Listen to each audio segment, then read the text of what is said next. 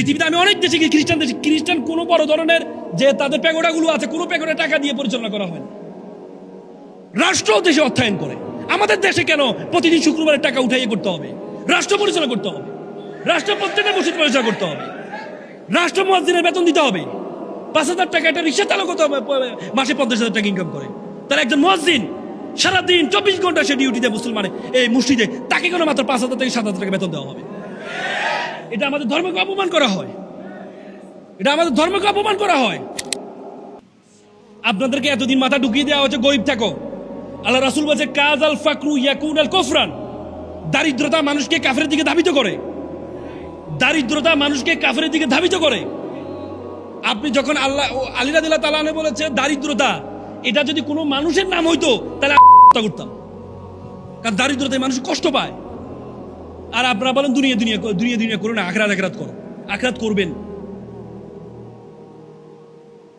আখিরাত করবেন, কিন্তু আপনাকে দুনিয়া। আল্লাহ রাসূলের কাছে একজন সাহাবা আসছেন, ইয়া রাসূলুল্লাহ আমি চিকনা হয়ে যাচ্ছি, আমার একটা দোয়া পড়ে দেন।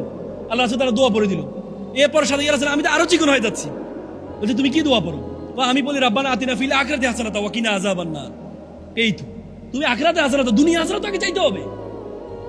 আগে তো দুনিয়ার হাসানাত চাইতে হবে, তারপরে না আখিরাতের। আগে তো তোমার দুনিয়াতে পাঠানো হয়েছে রে ভাই, তারপরে তোমাকে আখিরাত।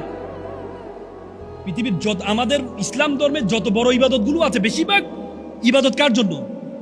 টাকাওয়ালাদের জন্য। হজ কার জন্য? গরিবের জন্য। যাকাত কার জন্য? কার জন্য? কুরবানি কার জন্য? সাদকা কার জন্য? তাহলে গরিব গরিব থাকো, টাকা কাকে দিবেন?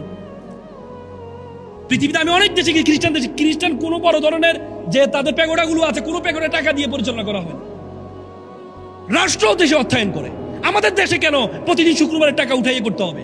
রাষ্ট্র পরিচালনা করতে হবে, রাষ্ট্র প্রত্যেকটা মসজিদ পরিচালনা করতে হবে, রাষ্ট্র মুয়াজ্জিনের বেতন দিতে হবে।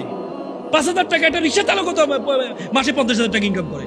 তার একজন মুয়াজ্জিন সারাদিন 24 ঘন্টা সে ডিউটি দেয় মুসলমানে এই মসজিদে, তাকে কেন মাত্র 5,000 থেকে 7,000 টাকা বেতন দেওয়া হবে? এটা আমাদের ধর্মকে অপমান করা হয়, এটা আমাদের ধর্মকে অপমান করা হয়। আজকে এই আলেমদেরকে যারা মসজিদের ইমাম, তাদেরকে একটা প্রাইমারি স্কুলের টিচারের যেমন বেতন হবে তার চেয়ে ডাবল বেতন কাকে দিতে হবে?